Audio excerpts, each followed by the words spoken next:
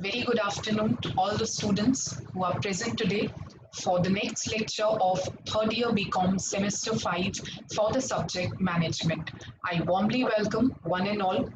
Now students, we have been attending number of lectures on management by now, and you know that in the previous few lectures we have started the discussion on the second unit of management that talks on knowledge management.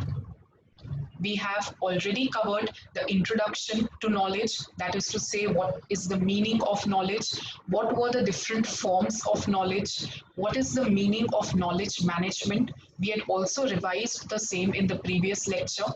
In the last lecture, I also explained you the goals of knowledge management and the transition from information value to knowledge value. That is to say, how the personal individual knowledge be transformed into the organizational knowledge. The focus for today's lecture shall be to revise both the concepts we did in the previous lecture and thereby to begin with the understanding of features of knowledge management. That is to say, the characteristics of knowledge management. So before we would discuss the same, you can have a quick look at all the topics we have discussed. We have understood the concept of knowledge. I hope that you are clear with the term knowledge by now. We have understood different forms of knowledge.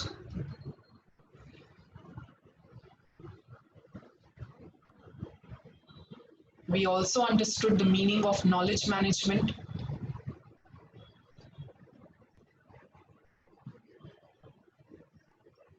And in the previous lecture, we had discussed the goals of knowledge management. I hope you remember that what were the prime goals of knowledge management when an organization is creating, is utilizing, and is distributing the knowledge or is doing knowledge management. It is basically done so that the decisions can be taken correct, the problems can be solved at the right time, and thereby the organizational performance can be enhanced, because it is only then when the business can survive in this competitive environment, can reap the benefits of sustainable competitive advantages.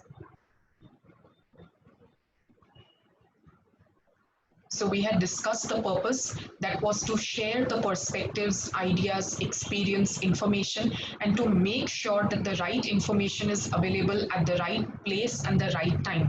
Because only when you have the correct piece of information, you have the knowledge, you can take the righteous decisions. And thereby the organizational performance gets improved.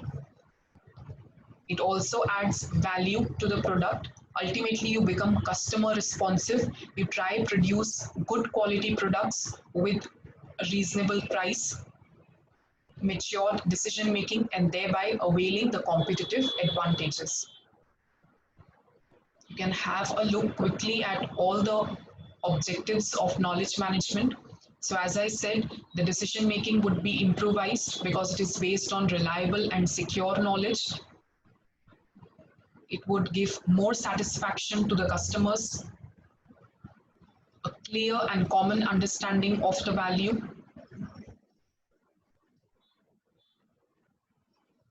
Also to maintain a service knowledge management system which can help get easy access to knowledge. One does not have to rediscover knowledge every now and then, thereby to gather, analyze, store, share, use, and maintain the knowledge, information, and data. So I hope that again you are clear with the goals of knowledge management. This was an important topic that we had finished in the previous lecture. I hope by now you are understood with the concept of how does the information value get transformed to the knowledge value. So I hope that you remember that we had talked about a double spiral movement between the implicit knowledge and the explicit knowledge. Implicit meaning to say the knowledge that a person possesses with the help of his own personal life experiences or work experiences. It is not clearly recorded or documented somewhere. But on the other hand, the explicit knowledge was something that is clear, codified, documented in the databases of organization, which is readily available to anyone. But how does the movement take place from implicit to explicit? So we had discussed some four modes for the same.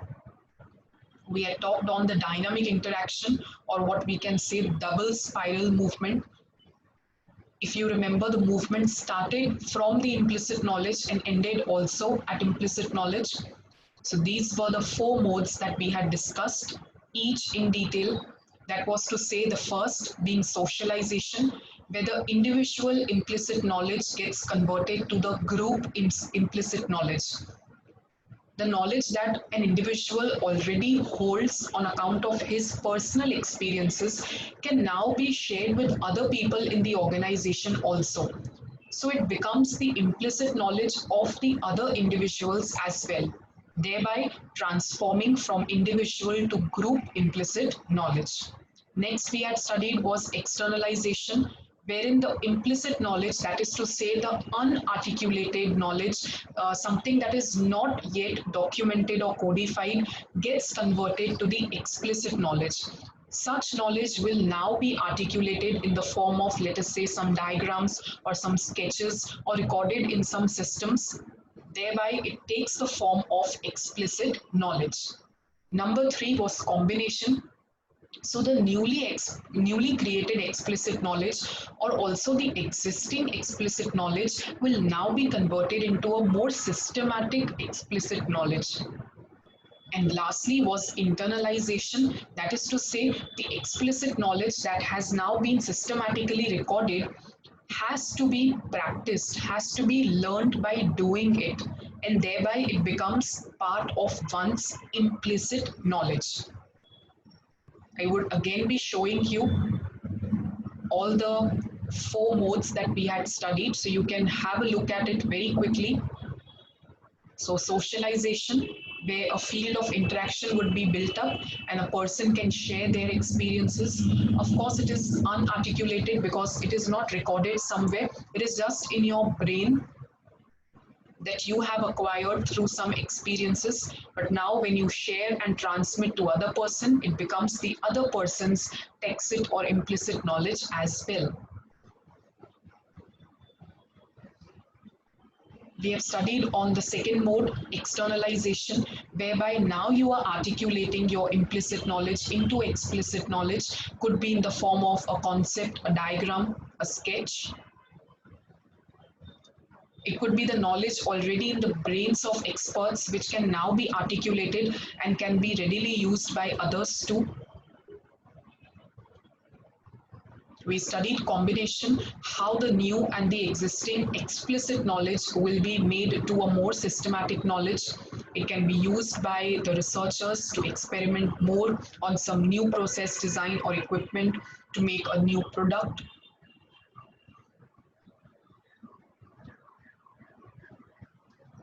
And lastly, we studied internalization, whereby again explicit knowledge gets embodied into the tacit or the implicit knowledge. I've given you the example of learning by doing or using.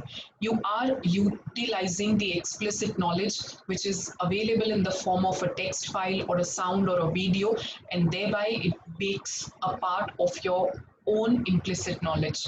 I've given you the example of user manuals also, how the user manuals are just books, so they are explicit knowledge, but once you start reading them, you start making use of it, it becomes a part of your own implicit knowledge that you gain from the experience of utilizing the manual. So I hope that you are clear with all what we studied in the previous lecture. I had shown you the diagram also.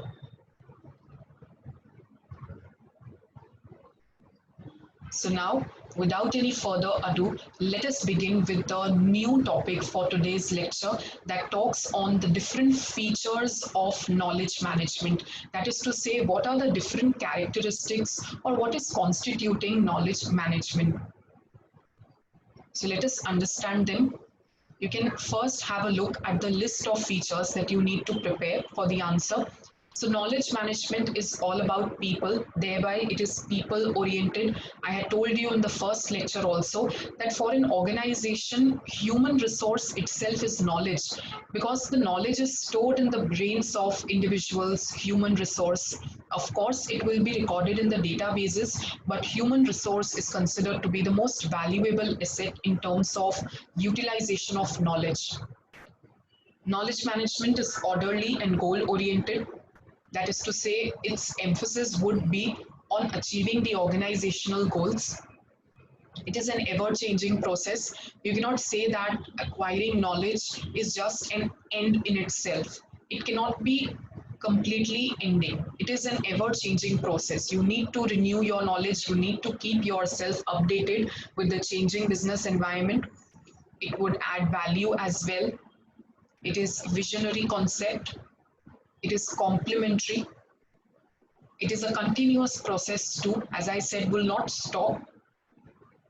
It requires the support of the top management. We have discussed earlier also that it has two types mainly, that is to say, the implicit and the explicit knowledge. Lastly, as we know, it is a systematic process. So let us understand all the features one by one. A very simple topic. So the first feature that says knowledge management is people oriented.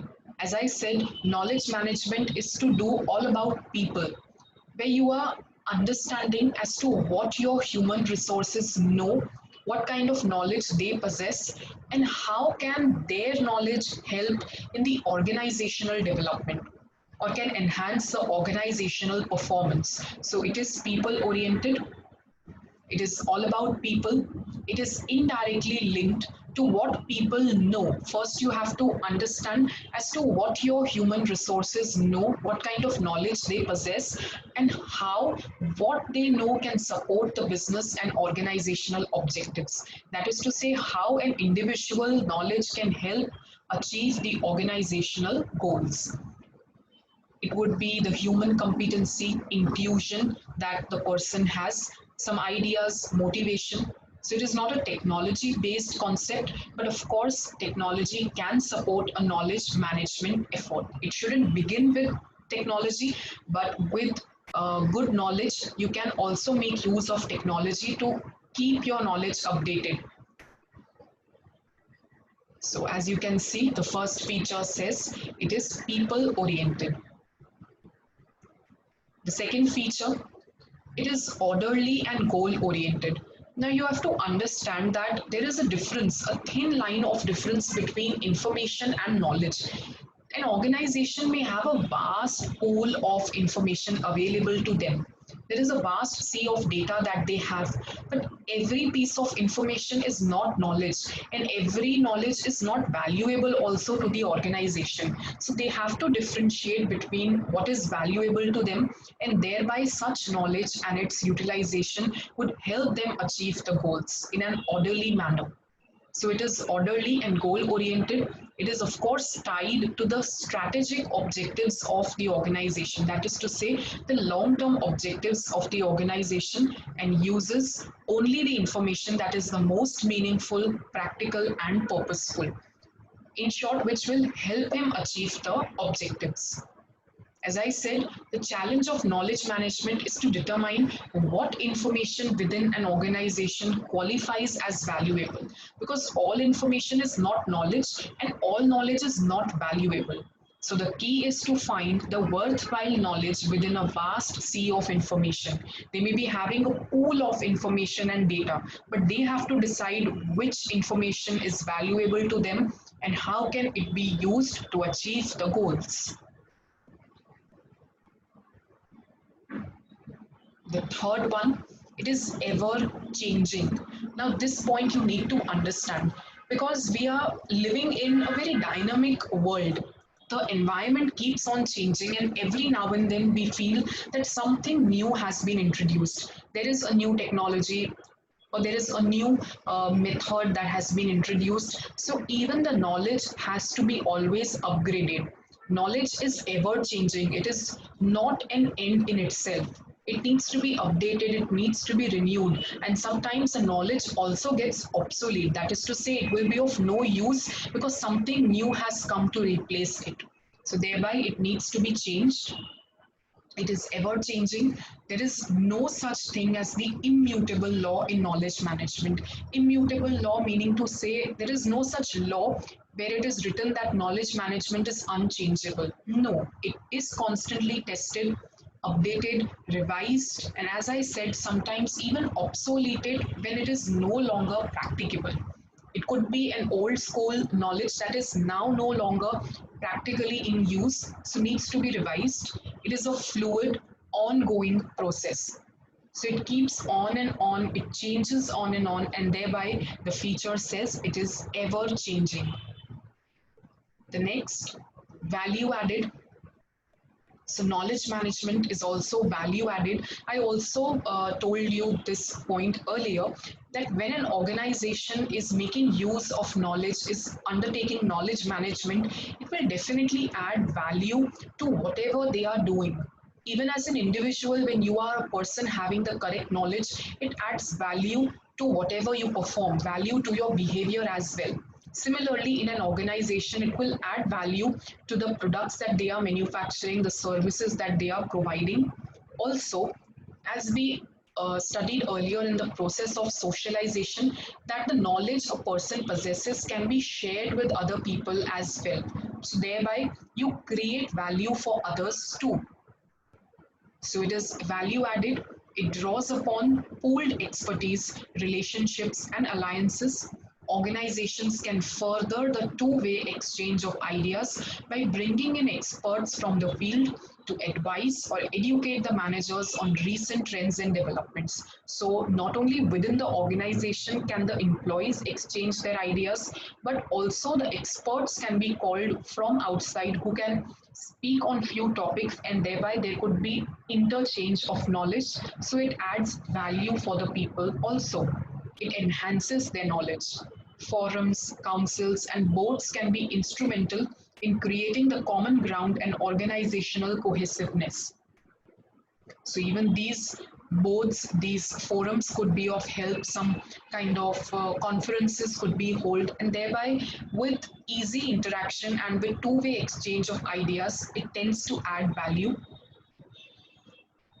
So you have understood by now that how knowledge management is people oriented, how it is orderly and goal oriented, it is ever changing, and it adds value. So the fifth one shows that knowledge management is visionary, and the vision is expressed in the strategic business terms rather than the technical terms. Meaning to say, when a person has knowledge, the organization is making maximum use of knowledge, it will be shown in terms of its performance. It would generate enthusiasm among the human resources to work. It will also motivate the managers to work together towards reaching the common goals. So it is visionary. It may not be expressed in the technical terms, but definitely in the strategic business terms, you can observe the same. It is complementary because there are a number of other systems that could be combined with knowledge management. So it is complementary. It can be integrated with other organizational learning initiatives such as TQM. You might have heard about it, total quality management, that helps the organization to become quality conscious, where every individual in the organization is working for the betterment of quality.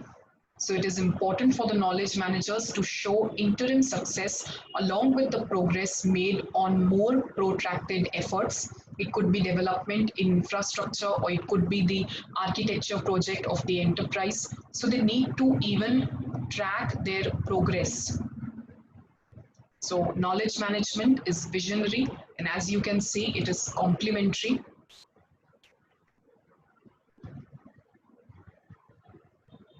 Next, knowledge management is a continuous process. As I said earlier also, there is no end to acquiring and using of knowledge. It is a continuous process and needs to be done continuously even in an organization.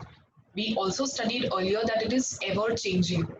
So you need to keep yourselves updated, You need to renew the knowledge that you possess.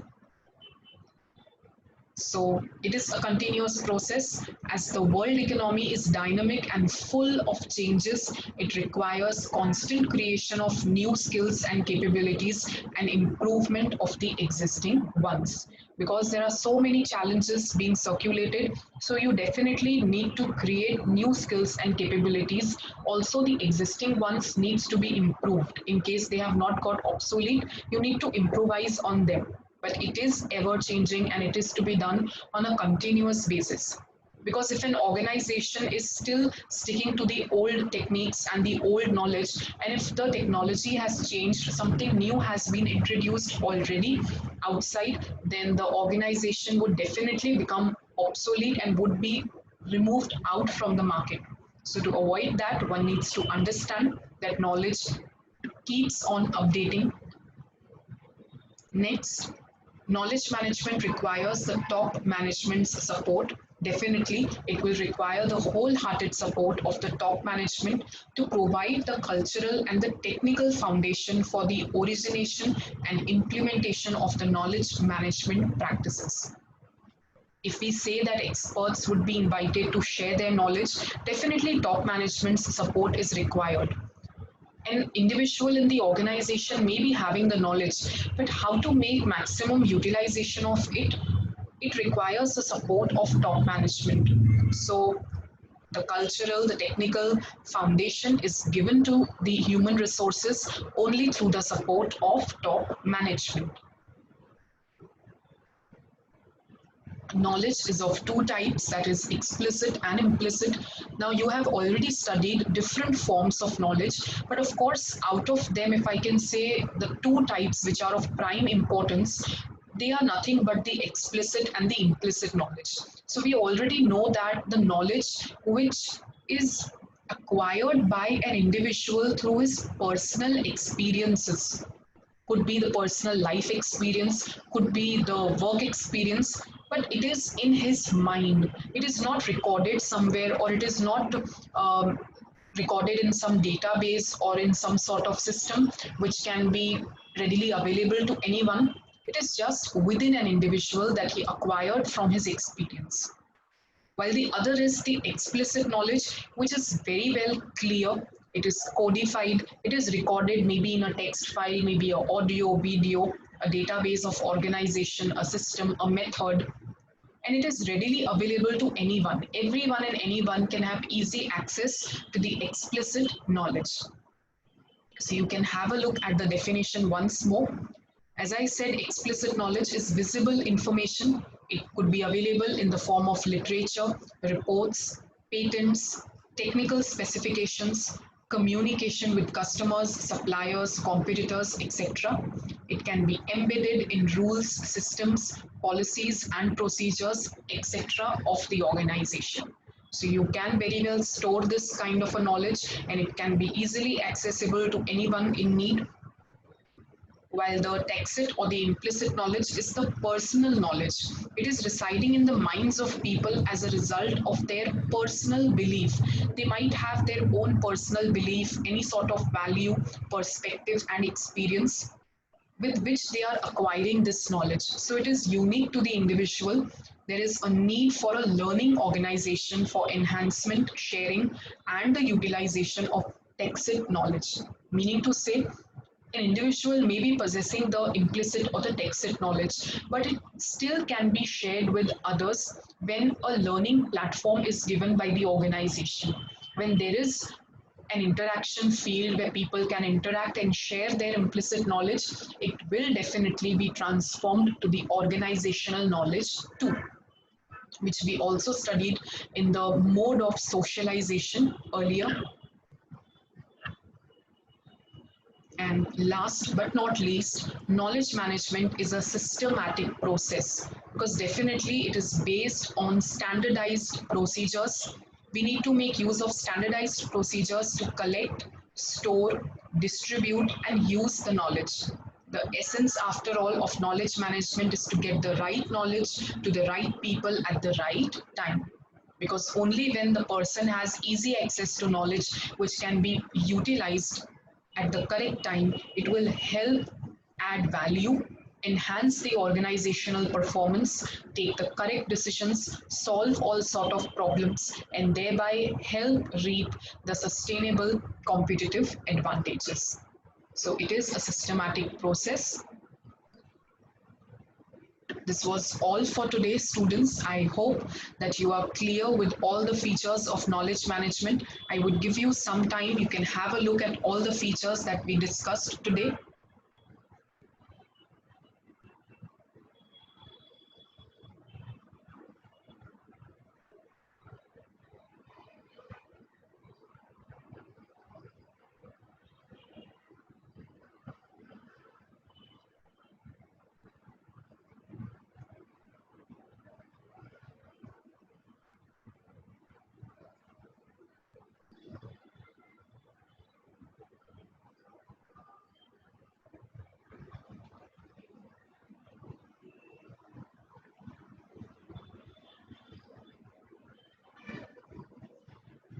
So we have studied all the different 10 features of knowledge management. A systematic process includes both implicit and explicit knowledge, requires the support of top management, continuous process, complementary, visionary, adds value. It is an ever changing process, helps achieve the strategic goals of the organization, and it is all about people, so it is people oriented. I hope that you are clear with all what we have discussed today. In case you have any doubts pertaining to the second unit or any other query, you can always post your doubt in the Google Classroom and I shall be answering to them at the earliest. We shall meet in the next lecture where we shall go ahead with the topics of knowledge management. Also start referring the notes of risk management. We would be holding an assignment soon in the Google Classroom for the same. Thank you so much for the day. Until then, happy learning.